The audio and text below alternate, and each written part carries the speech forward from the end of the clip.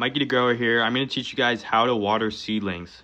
There's a lot of mistakes that get made, so I'm just going to clear some things up and teach you guys how to do it properly.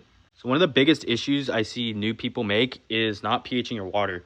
You need to pH this correctly, or it's going to cause a lot of problems for your seedlings, especially because they're so small. If you give them the wrong pH water, it could cause a lot of issues that will hurt your yield later down the line. So this is going to be for soil specifically, but you want your pH to be between 6 and 6.5. So as you can see here, we're right at 6.1 about, so 6.1, 6.2. So this will be good to use. So the two main issues I see with new growers is that they'll either water too much or water too often. And so to put it simply, if you water the plant with too much at one time and you just wait 3 days, that's why everybody says, wait 3 days until your pot's dry or whatever, wait 3 days. No, that's not good enough.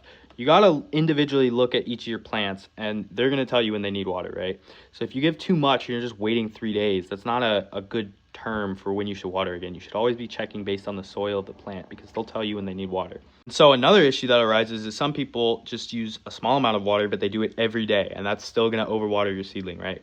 You want to really go based on what the plant is telling you, and I'll show you how to actually see when you should water. So the best indicator to tell when you should water is just stick your finger in the pot, you know?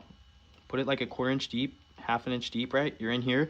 Now we look, it's bone dry, right? So I didn't water with that much last time, but you can tell that this needs water because there's none left, right, on the surface. So we can go ahead and give these guys another watering today. So I like to use a syringe because it just kind of helps, but I have 10 milliliters of water here. That's what I like to give it in 10 milliliters at a time for the seedlings. And I'll just show you guys how you do this. So really all you want to do is just literally squirt the water or pour it, whatever you do, just around the base, right? These roots haven't really developed that much, so we don't need to sit here and, you know, spread it out to the edge of the pot yet.